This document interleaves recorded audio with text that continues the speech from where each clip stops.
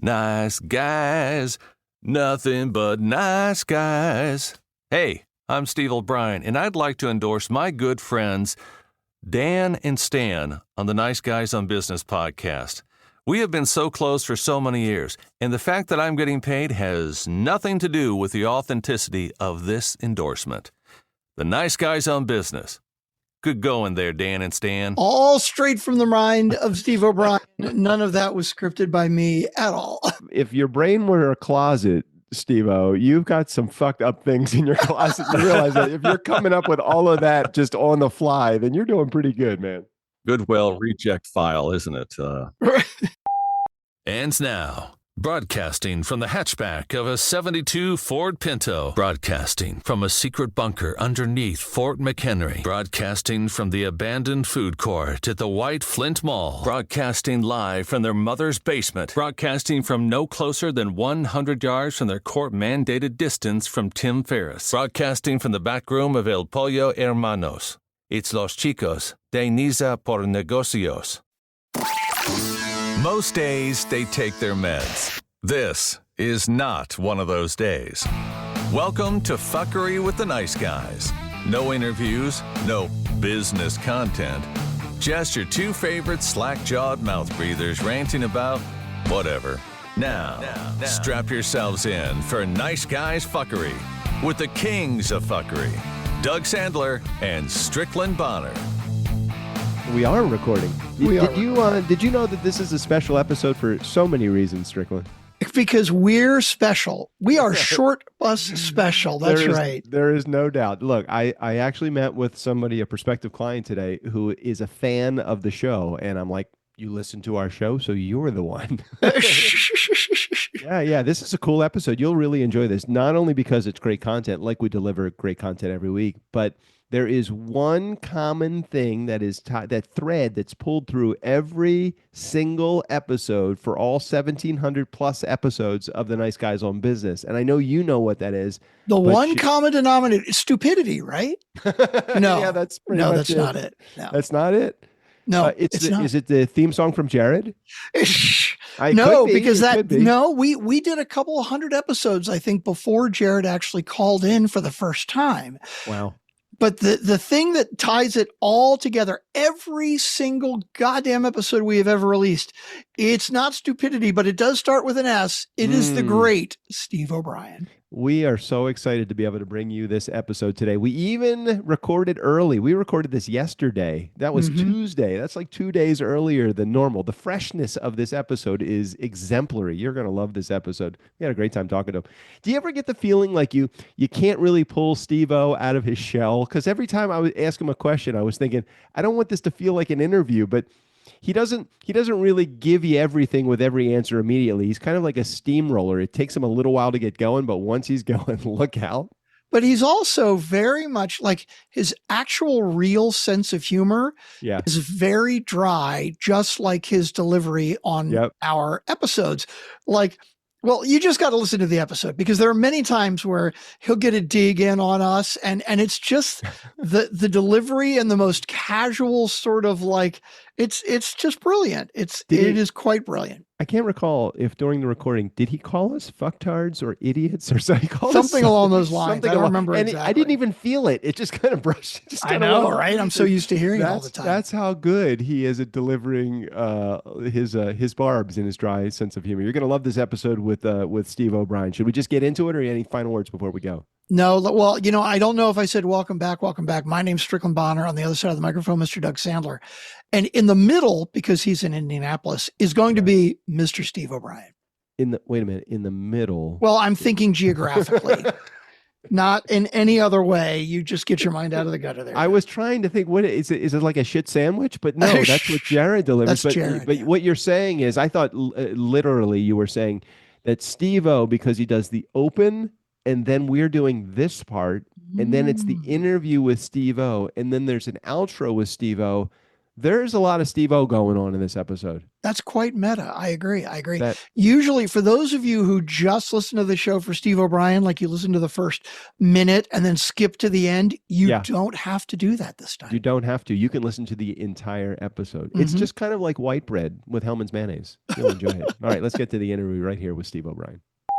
So you might recognize these two familiar faces, which is nobody's recognizing anything because nothing is on video right now. But you may also recognize that laugh, or maybe even the person behind the scenes, Mr. Steve O'Brien. He has been with us a couple of other times here on the Nice Guys on Business podcast. He's the only consistent thing that you guys have heard for the last almost 12 years and over 1,700 episodes. Steve O'Brien, welcome to the Nice Guys on Business, man. Thank you. And, for the longest time, I was the only one making money.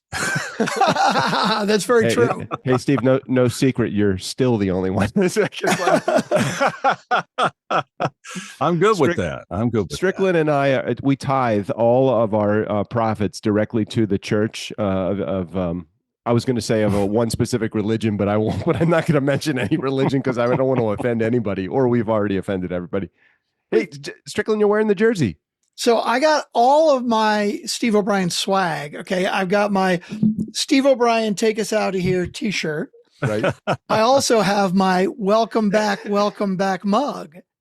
That's right. Wow, it's looking and good. Steve, before we go, we need to get your address so we can send you some Steve O'Brien swag. And I need to send you Steve O'Brien swag. I've got Steve O'Brien mugs that I will mail to both of you. What? Really? Yes. Oh, that would be cool. They're going for big bucks on eBay, but somebody. So, dude, you send us we'll pay for them. You just send us the link. We're all about it. Hell, we'll put it in the in our show notes so other people can buy it. You might make 2 or 3 cents off of them. Maybe so. We got it, Strickland. We're being not responsible hosts and prudent fiduciaries of our own podcast audience. But shouldn't we go back to the origin story? Because there are so many people in our audience that have probably been hearing the intros and the outros and the great voiceover work that Steve-O has done for us over the decade plus of time, but they don't know the story behind it. How did we find Steve? Can you remember Steve? Right? The original story, we were starting the podcast and we're like, well, how do we create an intro and an outro? We're like, well, I don't know. We got to find a voiceover guy and he's got to write a script because we don't know what the hell to do. So there was some generic site that was like, okay, what voice do you like? Right. And all these choices. And so we found Steve-O and we're like, okay, he sounds pretty cool. I like it. Right. And so we get it and it's got the sound effects and it's got the music and it sounds really cool. And the script was great, except that he said, now here are your hosts, Strickland Bonner and Doug Sander. Okay. We're like, hey man, we really appreciate this, except the last name's wrong. And within like an hour, Steve had updated it. We're like, so sorry about that. And so then we were using the intros and outros. And then maybe a couple of months later, I was like, I'm kind of bored with this. I got this idea to like add other intros and outros for like movie quotes and stuff. So I was like, well, how do we hunt that guy down? Because, we got you through a third party site. And I think maybe you emailed me back directly. And so I was like, oh yeah, I've got his email. Yeah. So let me hey, can I send you some quotes? And so he's like, yeah, no problem. And so Steve, you read the quotes and I'm like, okay, well, these are pretty funny. And then a couple months later, I'm like, I want some more. And here's where it gets really interesting because a number of those included quotes from Airplane. And so I get back a recording that has our quotes, and then it also had a couple of extras. So I think I had Steve say, pick the wrong week to stop sniffing glue, pick the wrong week to stop drinking, pick the wrong week to stop smoking. And pick the wrong week to quit amphetamines. And then Steve adds on, now it looks like I picked the wrong week to stop being assholes. They picked the wrong week. And then also, he totally unprompted, he put on there, what do you make of this? Look, it's a pterodactyl. It's a rose. And I'm like, oh my God, this is our fucking guy right here. I think and first off, good advice for anybody. When you fuck up, which I do on a consistent basis, don't waste that opportunity. This is a chance to really go above and beyond. And I think I said, hey, I made it good on you. Here's some extra stuff. And I think I sent you like a whole page of freebies. And I'm like, here's for screwing up. I hope you can use them. If you don't, but I'm sorry. But yeah. That the best voiceover work that you have done, well, I don't want to say the best. The stuff that you've done, which has been a plus, is we just want you to just keep the recording going. Don't hit pause. Just give us your inner workings, the inner thoughts that happen in between the voiceovers. Like the one you even did one where your letter carrier, that kind of thing. Yes. I'm pulling that one up now. Yeah, that was one of those things that you actually can't hear the mail truck. The mic did not hear it, but I could hear it, and it was bothering me. My mail lady, who, by the way, is retired now, was the sweetest person. We used to get her gifts every year at Christmas time. And I could hear that truck rolling up like a tractor without a fucking muffler on it. And I'm like, God damn it, And I wasn't mad at her. I was mad that the U.S. government can't put a muffler on a mail truck. I mean, please. Okay, now that we've said that one, hang on. Let me set all my settings here. I'm going to share my screen so we can play that. Oh boy, Steve-O, you didn't realize that this is what's going to happen. I didn't even realize this today. Every time we come up with something that you did that was cool, Strickland's going to play the voiceover that you did. My whole life is a blooper tape. We must have, Strickland. I mean, how many voiceovers do we have that Steve has done for us? Oh my God, 300 or 400 at least. Because it'll be things like this where Steve-O just leaves the tape rolling, not realizing that we're going to use this as an egg. Right now, you're probably thinking, boy, am I glad I left the kids at home for this episode. Am I the only one that can hear that? There's the fucking mail truck always has no muffler on it. Drives me crazy. It's one of the few sounds that can penetrate my fortress of solitude here. And the mail lady, she's a sweetheart too. It's not her fault. Not at all. It's the U.S. fucking government's fault. God damn it. It drives me crazy. And here's another one that has become very funny in retrospect, because I said to Steve-O, I'm like, hey man, we're getting ready to do our 400th episode. Can you record, something of like, hey, congrats on your 400th episode. And so he records this. Over 1,000 shows. It's not their 1,000th show. It just feels like it. That's fucked up. And it's extra funny now since we're at episode 1,700 or so. Oh my God, Steve-O, why did you ever let us become clients to begin with? What was in that? Was it just an empty bank account that day that you needed a little extra fix? I mean, what was it? The fun thing is that not too often do you get to go off script. You have to read every word. You have to read it like they want. And you guys came with a fresh perspective and said, hey, poke fun at us and have fun at this. I always try to remind people, it's like, I know I sound like I don't like them. We're actually good friends. I like them quite a bit. And the fact that they seek out to be lampooned, is says a lot about their character and their needs and their psychiatry and all of that. That's what really drew me in. It's like, hey, I get to play. I got a new script, and I'd look at some of it and go, okay, that's all right. I can make it better. Right.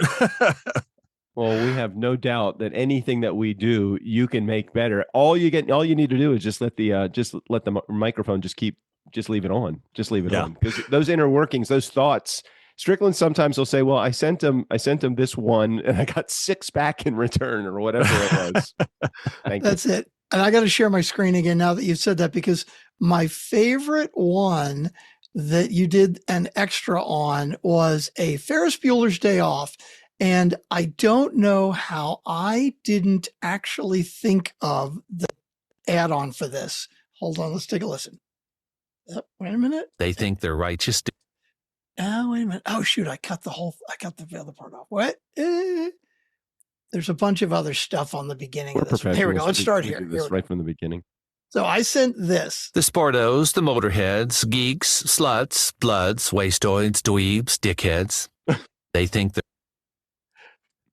they're righteous dudes. Now, I just sent the first part of the quote. Sluts, bloods, wastoids, dweebs, dickheads. It's something like they love the nice guys on business. But they think they're righteous dudes. That is the most important part of the line from the movie is they think they're righteous dudes. And I'm like, oh my God, why didn't I add that? And thank God we have Steve O'Brien to tack it on the end because that is exactly what the quote needed. Hey man, I'm Gen X. We know that stuff backwards and forwards. So 100%. So Steve, what percentage of your work is podcast work as opposed to, we've heard you do some really serious ones and we're like, my gosh, that's like a pharmaceutical ad that he did. I can't believe that he actually wants to still do work for us. Or I can't believe the pharmaceutical companies are still hiring him. I'm hoping they never listen to an episode of The Nice Guys on Business. Yeah, I do. It's funny. I do a lot of pharmaceutical ads. I do also a lot of orthopedic ads for like sports medicine companies and stuff. But most of my work is really a corporate narration stuff. So, and I do a lot of stuff in Europe. Most of my stuff you never hear. Like, I think I sent you once. I did a BMW commercial. I think that I sent that to you, and it played in Germany. He's big in Japan. He's fluent in Japanese. If you have not heard him do a voiceover in Japanese, you got to listen to this. So you got some huge clients, right? Like BMW, right? Yeah, BMW. I've done Audi, Mercedes, BASF, a lot of big companies, Fujitsu. So yeah, I just did some stuff for Adidas, Lay's potato chips, and Coca-Cola. That's amazing. Amazing. Strickland, when a big law firm, they have like a lot of the big clients and things, and then they have their pro bono work. We're one step above the pro bono work that Steve does. We are everything to the right of the decimal point in Steve's bank account, and the BMW and Mercedes are everything to the left. I never told you guys this, and I probably should have, but you're part of my community service that I have to do. Awesome. There's another outro that you did for us. God damn. Hold on. Now I got to find that one because I can't remember the whole quote because this was another one that you added a great tag at the end that totally made it.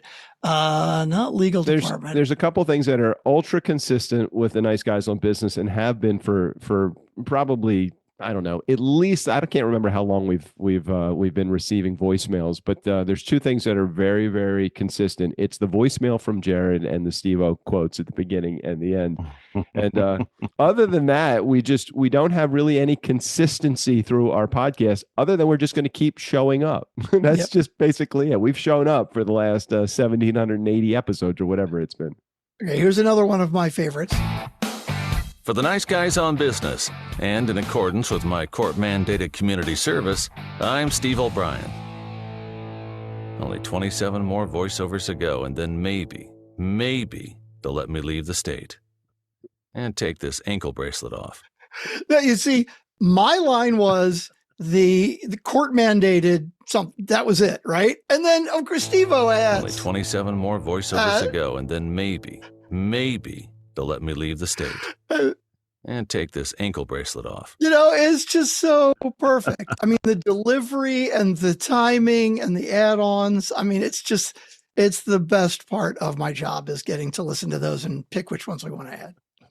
Steve-O, I got to ask about technology and how technology has crushed the voiceover business just for new guys that are getting in. Everybody's got their AI generated voice, but no one can put in the personality. Not even AI can put in a personality, even if you try to give it as specific instructions as possible. What's going on with tech and voiceover? So first off, I would never discourage someone from doing something that they're passionate about. So if someone wants to get into voiceover, by all means, but go into it with your eyes wide open. Many categories have shrunk. So voiceover IP, any kind of interactive voice recording for telephony work, that's really shrunk. E-learning. I have another job, and I had to go through all this training with e-learning. I could tell the script, the voice, the video, all AI, all of it. And so that used to be a big chunk of what I did. I used to go into studios and read 20 pages of copy for their benefits package for the start of the year. That's really shrunk. And so it is causing issues, but I think you're right in that personality is never going to leave. It's never going to go away. And a lot of people will say to me, well, AI, I can tell it's AI. It's not as good. It's not as good. But for many people, it's good enough. Mm-hmm. If it saves them hundreds of dollars, then they're like, hey, I think it sounds awesome. But so it has taken a chunk out of it. So if you're in voiceover, just repivot, do something else. Stop.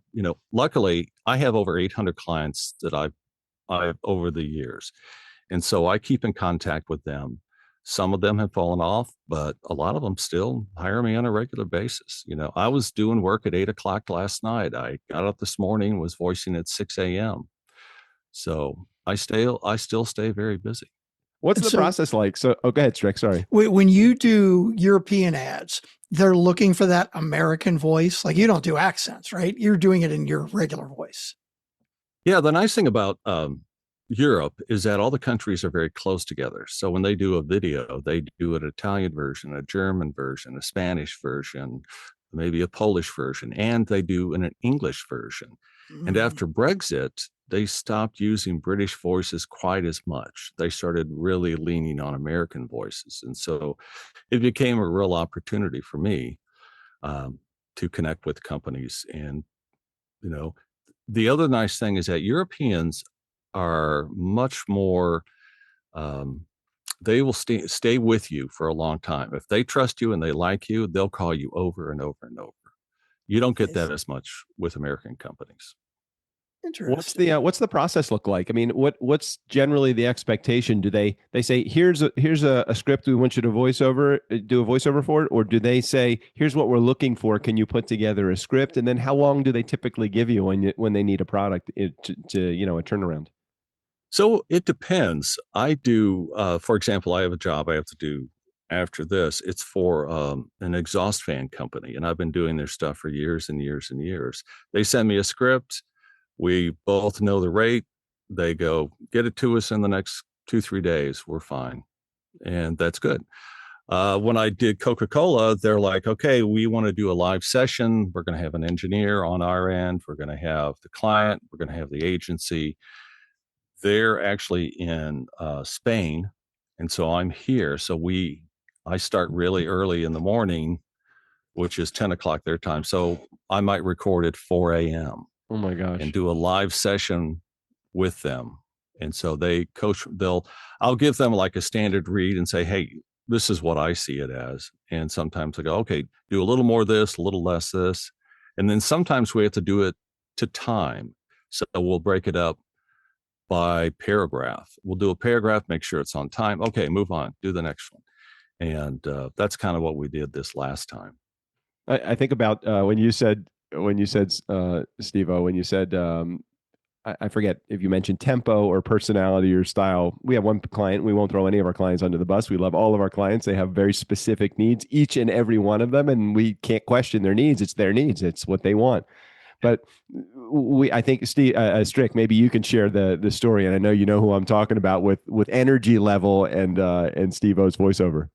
Yeah, we had, with our clients, a lot of times we do the intro and outro voiceover ourselves just because we're cheap. But we had one client that actually wanted something that sounded professional. So of course we had to call Steve-O. And he wanted super high energy, over the top, like fucking mattress salesman. And I'm like, yeah. Steve, the read you gave me, it was great. I loved it. He wants really over the top. And so Steve-O, of course, professional that he is, he's like, okay, here we go. Here's three more reads. And this is my more over the top. And then this is my super over the top. And here's my ultra over the top. And of course, what did the client want? The ultra over the top, which sounded ridiculous to me, but Steve O'Brien, the total professional that he is, you just never, whatever the client wants, that's what they want. And that's what happens a lot of times in sessions. I'll get some direction that I'm like, oh, that's a fucking bag of shit. But if that's what they want, or if I hear a mistake I made, or maybe something I could do better, I keep my mouth shut, because you're paid to speak when spoken to. Wow. And so it's not uncommon. I'll sit there for 10, 15 minutes while they talk about me and I don't say anything. And that's how live sessions are. And then a lot of times, if it's all in Spanish, I don't know that much Spanish. So they'll come back and go, it was good. Bye. But you knew enough to hear that sounded like shit, but we're going to take this one because we're out of time. It's like, how many times can you say caca? Okay, I get it. So no, but they, that's just the process. And I was at a session and I was waiting for another voice actor to finish. I was at a studio and he would read a little bit and they would turn and go, hey, what do you guys want for lunch? And they'd start talking and they're getting in, I don't know, maybe this, maybe that, or whatever. And I could see the guy in the booth going, what the hell are they talking about? And then they go, okay, give me another read. And then they talk a little bit more. No, I don't want pizza today. I'd like a sandwich. They weren't talking anything about the script. Right. And I thought, you know what? Just take it for granted. Everybody here is trying to kind of find their way. And so don't take it personal in any way. And I know there's been times that, clients weren't happy with the first read, especially when you say their name wrong. And then, you have to go back and make it good. That gives you an opportunity to shine. Well, we kind of knew at the time. I mean, Strick and I, we hadn't done any episodes yet. We were literally, this was our first episode. And so you were the first person that we got a voiceover from. And we weren't offended that you mixed up my name. Not at all. We were just like, well, we probably should have the right name. We should probably not sacrifice our relationship with Steve for the name. We should probably get the name corrected and let Steve know, because he's probably doing some other work for us. But it was a perfect beginning to the relationship. It's like Strickland motherfucking Bonner. There's like so many there's so many cherished voiceovers that you have done for us. And, we have so many clients. We have, dozens of clients. Each one of them has had a voiceover that they have had since the very beginning. And I can't imagine having one voiceover for your open and one voiceover for your close, and that's all you have. The personality comes at the beginning and the end of your podcast. I really feel like that's an integral part of our show. Yeah, a couple of years ago, I put together I was like, hey, I'm going to do a bonus episode and just put all of the Steve-O opens and closes together, right? So I started putting the file together, and it was like 35 minutes long. And as most of you know, these are 20, 30-second clips, right? These aren't 5-minute clips, but I get up to like 35 minutes and alphabetically I'm up to G. And I'm like, okay, this is not going to happen. I'm not putting together a 4-hour goddamn thing. So I put a bonus episode of, hey, here's A through G. Maybe I'll do more later. There was 2 that I did that I was surprised. I thought you might use them. And one of them was Strickland fucking Bonner. Man, I just want to throat punch that guy. And then the other one was Doug Sandler, also known as Lady Macbeth.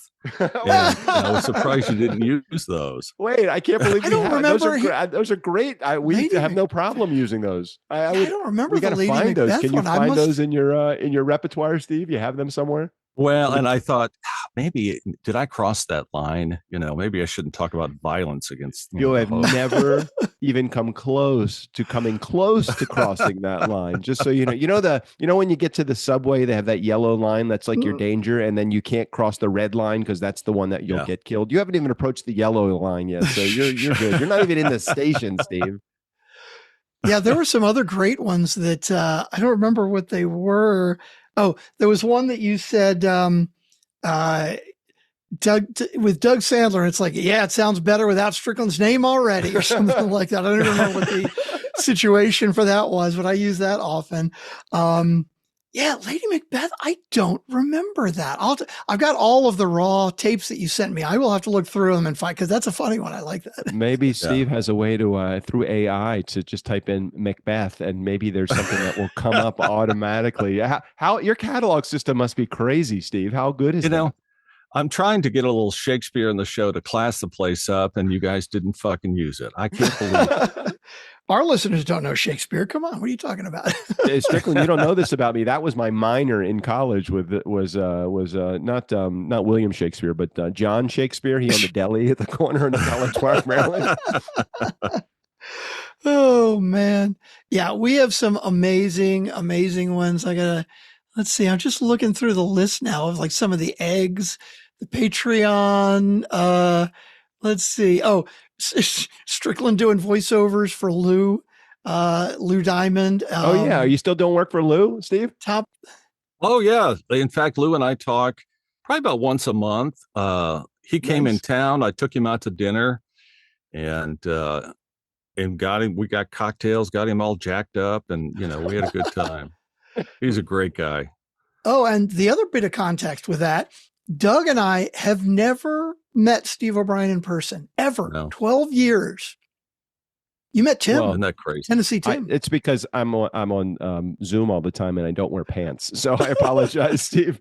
I very rarely leave my house. And when I leave my house, like I did a couple of weeks ago to go to freaking Italy, I got the flu when I came back and I'm like, Our episode last week was a total shit show. I could not even. I was coughing through the entire episode. Did we even air that episode, Strickland? Oh yeah, of course. Come on. Oh my gosh, Steve. So yeah, you mentioned something just a few minutes ago about the client that was 10 a.m. in Spain. It was 4 a.m. on East Coast time, which is your time.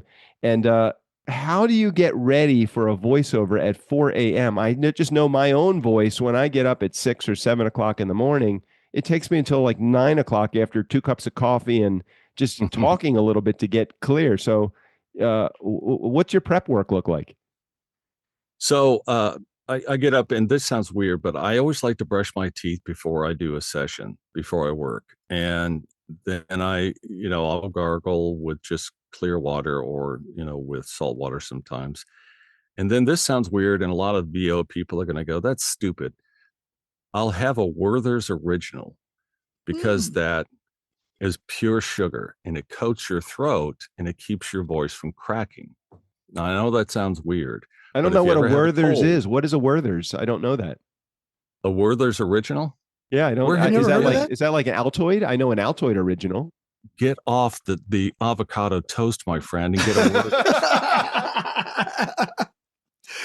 Go to any Walgreens and go to the candy aisle, and it is the Werther's Original, and they're little caramels. And little caramel candies, yeah.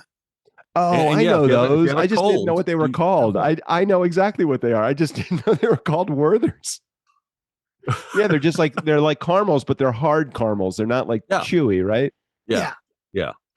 And so for an early session like that, my voice doesn't crack whatsoever. So nice. All right, now I know what I'm getting, Steve, for next Christmas. There's a 7.6 pound box of caramel candies, small candies from Werther's. That will probably be like a 1 week supply with all the work that you got coming in. Oh my! No, so that does work, and I love doing live sessions because it's that performing aspect. So getting on like with you guys is a lot of fun. So anything like that I can do live, I'm all about it. Well, we queried our community and we told them, please put together whatever you think would be a good voiceover for Steve-O to do. And we got exactly zero responses from our audience. We're like, this is the greatest opportunity for you to memorialize your whatever voiceover script that you want at the beginning or the end of the show. You can do it and Steve-O will read it for us. Yeah, I gave the instructions to Tennessee Tim and I gave him your email address. And no, I actually said to Tim, you put it all together, send it to Steve, tell Steve to send me a bill. We'll pay the invoice, whatever it is. I don't even need to know what he read. And nothing has happened with it. And I've met Tim and I have met you guys. I know. That's right. Yeah, when Tim was traveling, he would come to Indy and we get together and have coffee, of course. And right, of course. Yeah. Yeah, we had an Indianapolis meetup that we were going to do. And I think, Steve, if I remember, you were out or not available that day. So hang on, let me share my screen again here for the audio because you did do a voiceover that was this. So The nice guys want to meet up in Indianapolis, and they want me to join them? I think I'm out of the country that month, shopping for a burial plot. Oh, sorry, that's the same day the nose hair trimming convention is in town. What bad luck. I'll be playing Guess That Smell with my dogs, rearranging my sock drawer. Why would I want to meet those guys in person anyway? I might catch something. Bring extra hand sanitizer to that one. By the way, at this meetup, there will be a Silkwood shower option. All straight from the mind of Steve O'Brien. None of that was scripted by me at all. If your brain were a closet, Steve-O, you've got some fucked up things in your closet. You realize that if you're coming up with all of that just on the fly, then you're doing pretty good, man. That's the Goodwill reject file, isn't it? There was one line that Steve O'Brien would not cross. If anyone ever needed to know, what is the line that Steve-O will not cross? So I had an idea about making fun of the emergency broadcast system. For those of you who are Gen X like us, I said, this is a test of the emergency broadcast system, and you hear the tone and all of that. And I came up with a script that was a parody of that. And Steve, very politely, I think we actually ended up having a phone call about it because he was a bit uncomfortable to say, look, I don't really want to do that because you were in radio for so long. You were like, look, there are a handful of kind of sacred things that were really, I'm not comfortable making fun of. And that was one of them. Talk to us about that. Yeah. I'm curious. I'll make fun of you douchebags all day long. But Understood. The EBS system, I'm sorry, that's sacrosanct. It's not happening. What is it about that in particular? If I remember correctly, it's like, this is a test. This is a test of the emergency broadcast system. The broadcasters in your area, in cooperation with the local FCC, state and local authorities, have brought you this test. Had this been an actual emergency, the test signal you heard would have been followed by official news and instructions. This concludes this test of the emergency, or something like that. I don't know why that's in my brain. Was that it? Something like that, right? That's pretty damn close. I mean, that's almost word for word. And just to show how old you guys are, we haven't had the EBS system in 30 years. It's now the EAS system. So what is, again, I understand as a broadcaster, that is definitely one of those things that you have to pay attention to. But where's the harm in just kind of like elbowing in a little bit?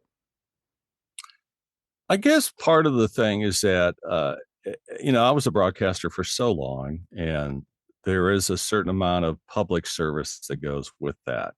And I would never want anybody who is half listening, which is most everybody, especially this show, quarter listening, and to go, oh man, there's a real emergency. I don't want that kind of confusion. So again, I'll make fun of you and your moms all day long, but perfect. EBS, EAS, it's special.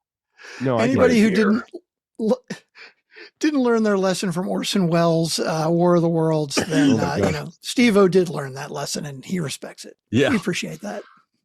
So give everybody the idea of your surroundings, so people realize that it's not a Fifth Avenue, New York City studio that you are sitting in. Talk to us about your surroundings right now, where you are in your home.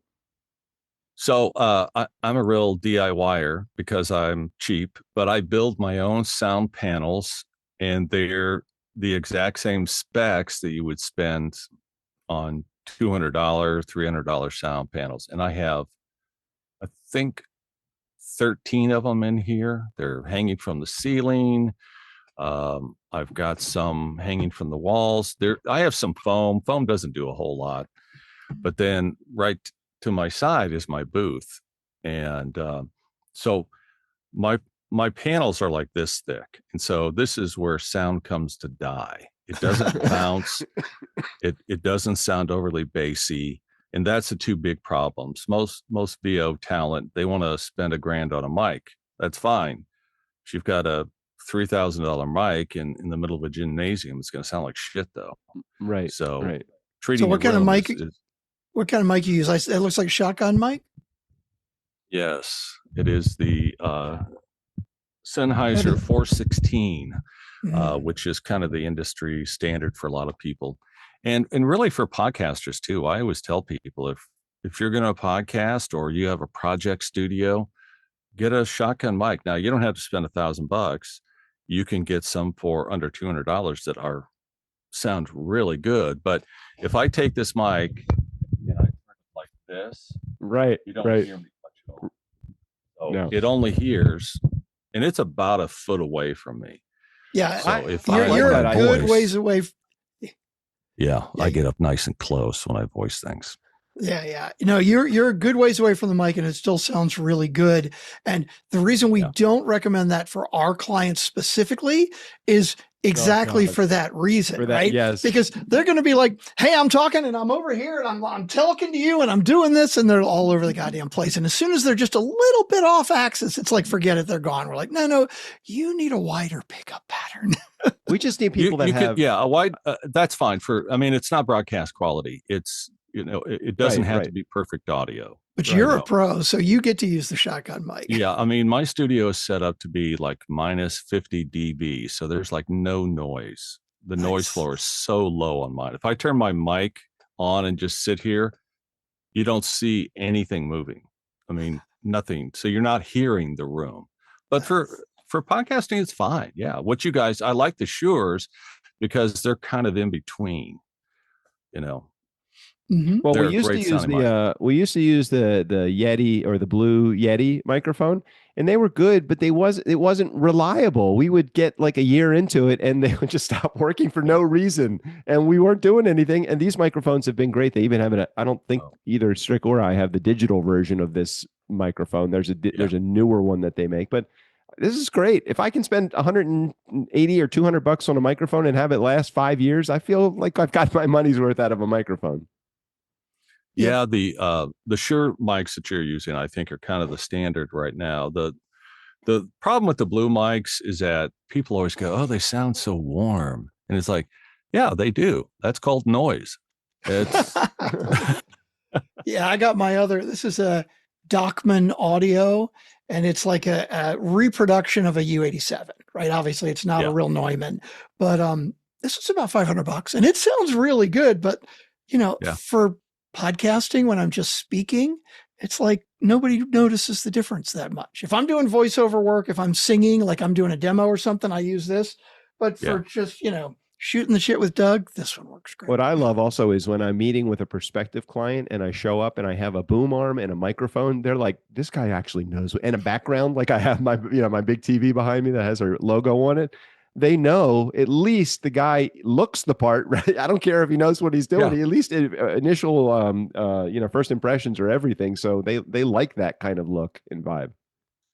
Yeah, when I golf, I've got the best gear. I dress nice. I play like shit, but damn it, I look like a golfer. I look right. That's right. I get it.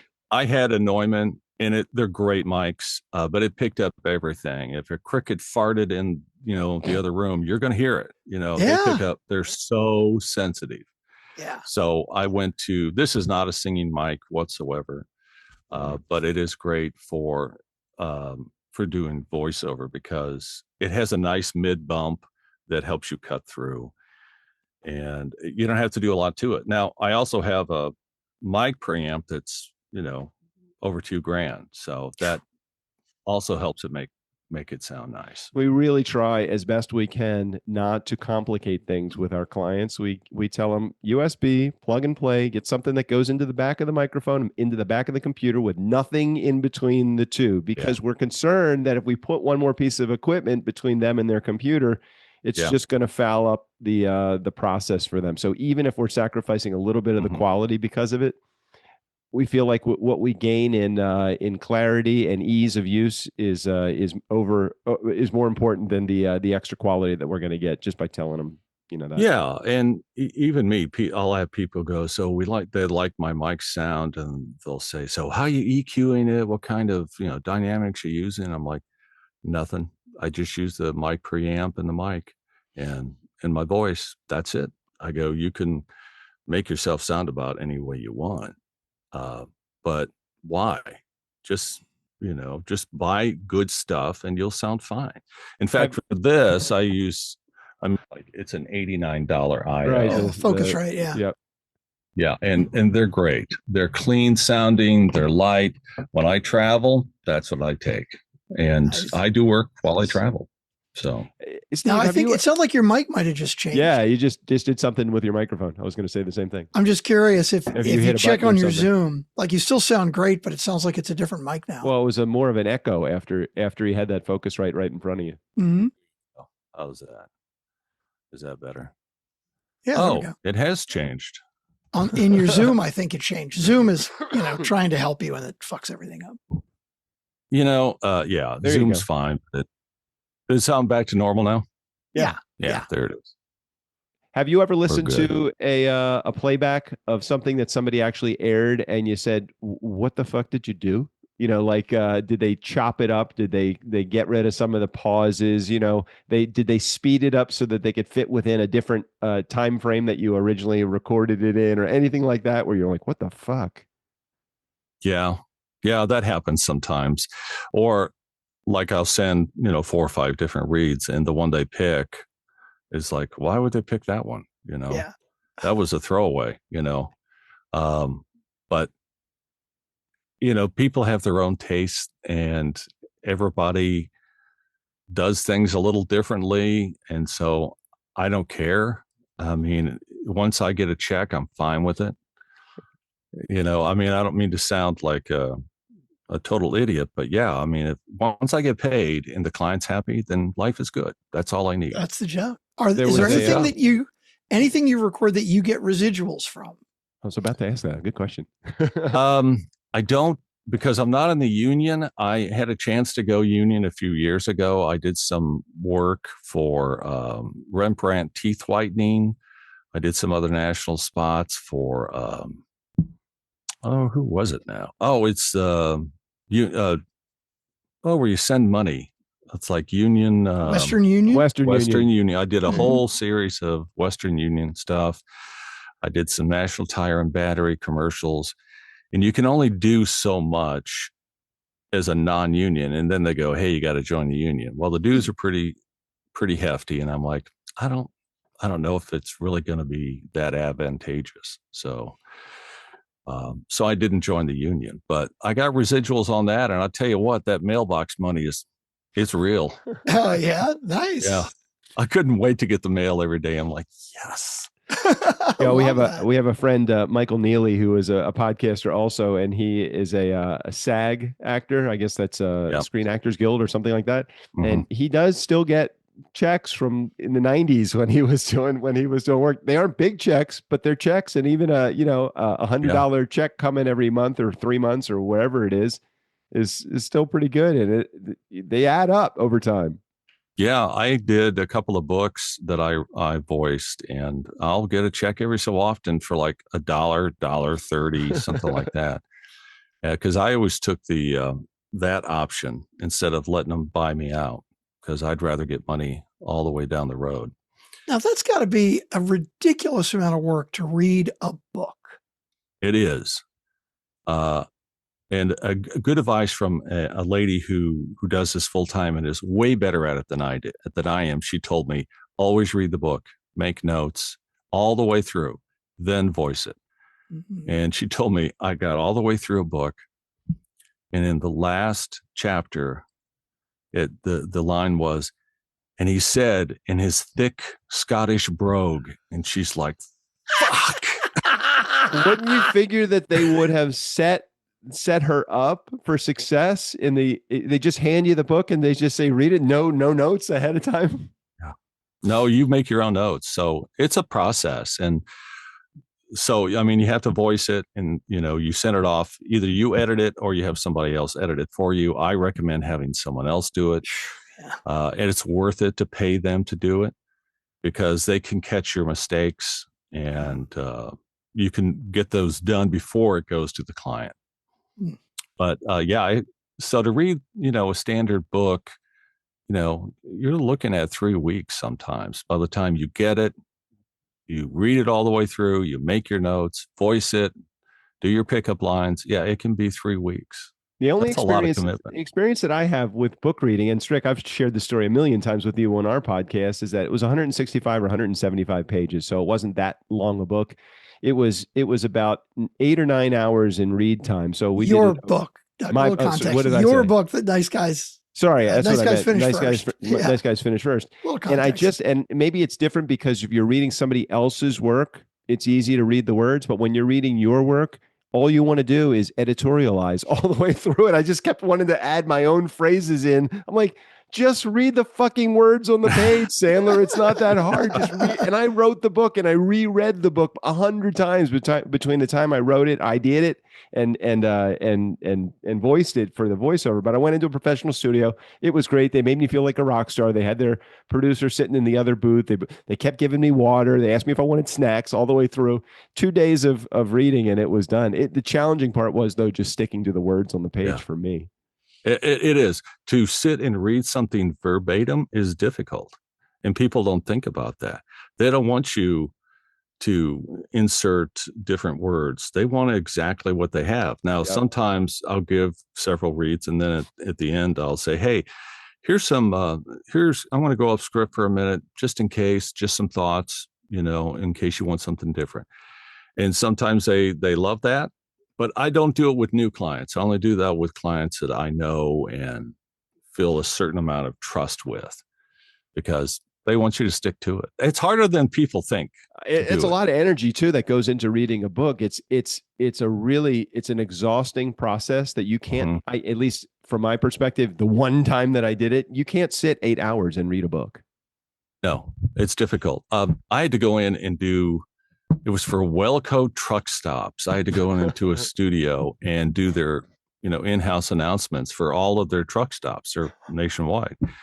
And they wanted me to sound like kind of a trucker and, down to earth kind of a guy and all this. So I went in and I don't know, I was there maybe 10 minutes in the booth and they're like, all right, you're done. And the producer said, it's nice to have you back, blah, blah, blah. He goes, we had a company the other day that really, really wanted to use their guy from the staff that had never done this. And he goes, we spent 3 hours trying to get him to read it the way it needed to be done. God. And he goes, by the end of it, he was crying. I believe it. Yeah. And he goes, I forget, like you said, you're in a booth. There's a piece of glass. Yep. Everybody's looking at you. Everybody's criticizing or critiquing what you did. It can be stressful. But definitely. So, Steve-O, behind every talented voiceover guy, there is someone that supports and guides him through his life. So, talk to us about Mrs. Steve-O. We know we've heard her, talked about her for many times, and heard from you about her. But to our audience that has not been in tune with or in touch with her, tell us about her. We just celebrated 21 years together. Awesome. And she's magnificent. She is my Lady Macbeth, and she keeps me in line where most people can't. And I love her for that. She was in radio. She has a really gallows sense of humor. She's also a nurse. And so we actually work together. So I like I said, I have another job. I work at the hospital and cleaning bedpans. And so nice. Yeah. It's a step above what I do for you guys. I understood. I'm surprised you said it's a step above. And so Steph has been a nurse forever and ever, and she's kind of seen it all. And she has a really twisted sense of humor. But funny enough, we work in the same building, but we never drive in together. That's funny. No, we always drive separately. But and I'd ask her before we got on here, I sent her a text, said, hey, don't walk in. Because a lot of times she comes home, she's changed in her clothes, she walks around naked. Oh, we love she that. walks in the studio all the time. And I just wanted to don't walk in. I'm going to be on video recording the podcast. Okay. Focusing. Exactly. So, I think it was the last voiceover work that you did for us. You left this to bring Stephanie into the mix. My wife just walked by and she opened the door and she goes, what the hell are you doing in there? I'm like, yeah, it's a client. She goes, what kind of clients do you have now? Now, that's the kind of voiceover work that we give Steve-O. Even his wife, who is in the industry, is like, what the hell are you doing in there? Yeah. Steve, if I remember correctly, when we first started working together, this is going back to 2015, I think you were just getting out of your radio. Was that right? Were you just getting out of radio then, or just leaning? I was, yeah. I had been doing voiceover for, I don't know, long time. And not full time though. So you were there was a lot of trepidation in that, and a lot of fear in making that leap. If I remember correctly, that's where you were at that time. Yes. So I'm kind of an over preparer when it comes to things. So I had quit. I was going to quit like 6 times. And then I came home one day and I said, hey, honey, I need to put off quitting again. She goes, stop being such a pussy. I'm like, well, I think we're all getting bonuses in the next month. I'm going to stick around to get the bonus. She goes, oh yeah, stick around and then tell them to kiss your ass. Not that I did that. I mean, I loved where I worked. I really did. But I was ready to strike out on my own, and it's been great. I love it. And so. Love that. So Steve, if somebody wants to hire you and have your voice, that's right, the Nice Guys on Business voice, for the low price of, well, he's very reasonable. How would somebody get in touch with you for that? I don't know about reasonable. I don't think I've ever been called reasonable in any sense of the word, but in Strickland, we all know that lowest price is a race to the bottom, and let's not take Steve-O down there with us. So stop doing that. I'll say this: I do turn down work if people want to, don't pay what I think it should pay. I've also had long-term clients go, hey, on this one, I need you to take a hit. I'm like, okay, I'll do that. Sure, I get it. And of course, when I reach out to Steve-O, I'm like, here's what we need to read. Just send me a bill. Just send me whatever a bill. It costs. You just send a bill because we trust you and you do such amazing work, and we appreciate you so goddamn much. So much. Well, I appreciate you guys too. I appreciate the fact that you've broken out of the short bus and you've made it big on the internet. What are the chances? There is no doubt that 11 years when we sent you that first voiceover, you're like, this is going to be the shortest podcast season of episodes ever. I can't believe it. Here we are, all of these episodes later. Can you believe that we've actually been fucking doing this long? No, because I did listen to the first show and I remember thinking, are they actually talking about business?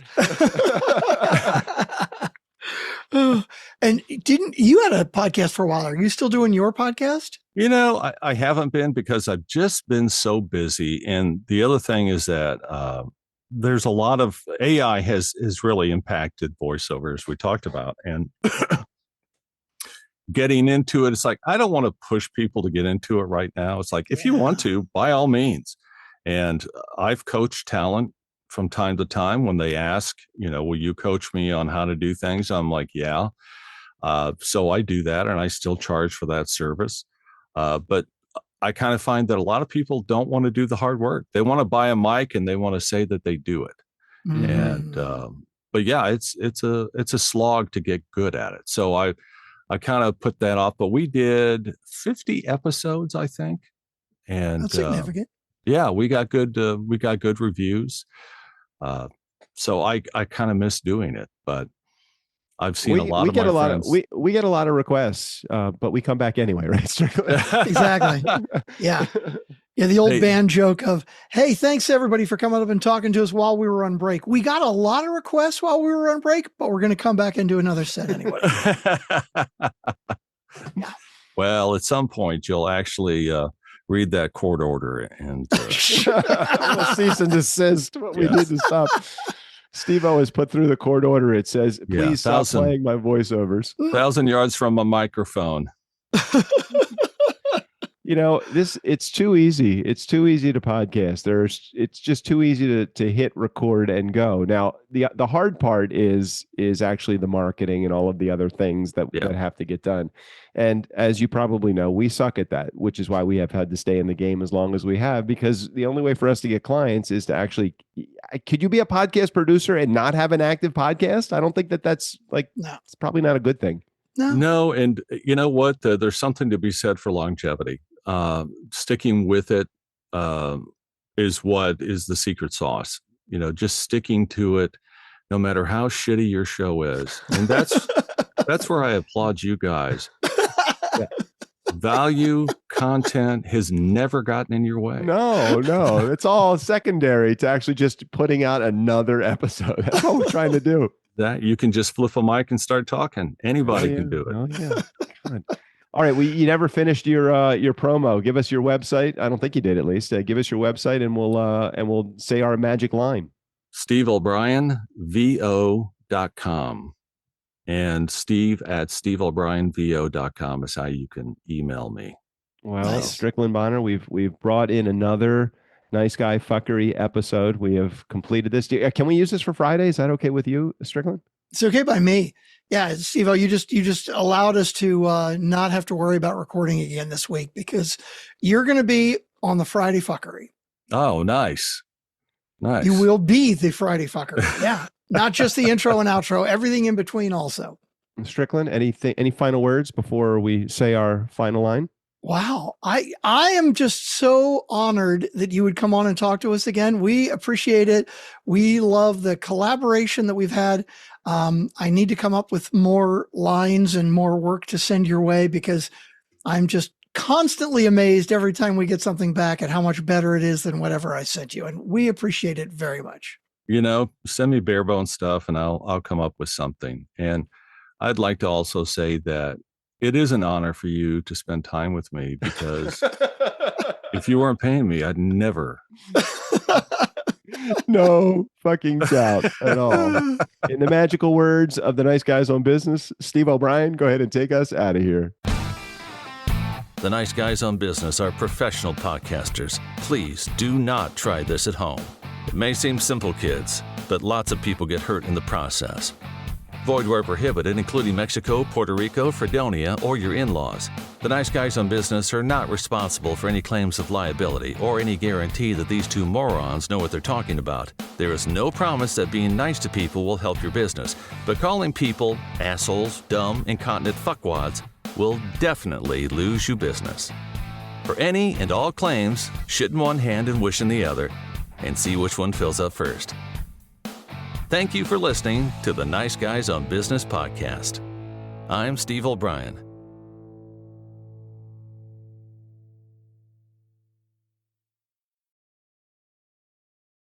What is, by the way, the script? I can't remember it. The script we have no script. What script? For taking you out. Oh, well, that was it. It's Doug. We always end the episode with Steve O'Brien, take us out of here, because then it'll be one of your outros. Okay. So that's why you're the only consistent thing across 1,700 episodes. Doug has had a few episodes where he's been sick and I've done something solo. Mm-hmm. And then Doug does plenty of interviews where I'm not on there. So the only consistent thing with our show for 1,700 plus episodes is you. Have you guys ever thought about renaming it? Meh.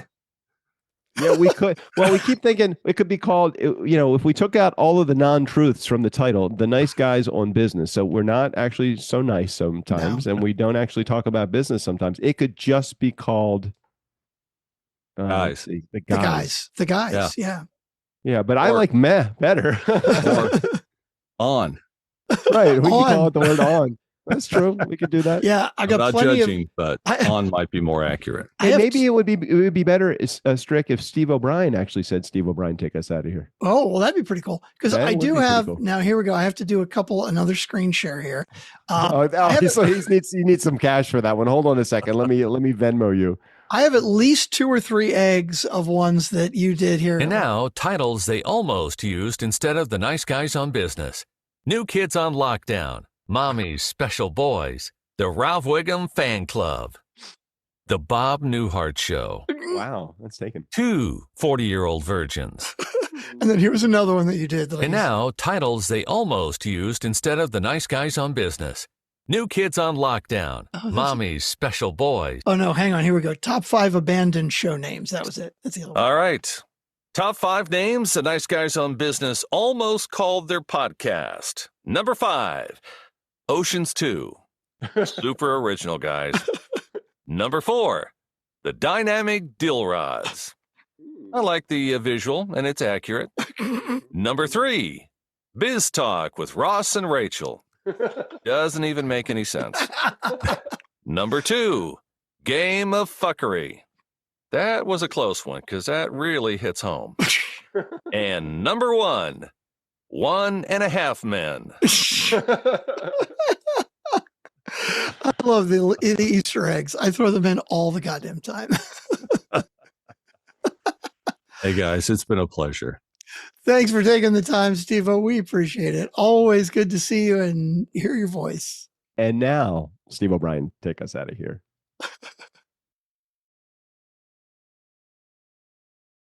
What do they make of this? A pterodactyl. A brooch. I just want to tell you all good luck. We're all counting on you. That'll do, nice guys. That'll do. You're still here? It's over. Go home. Go.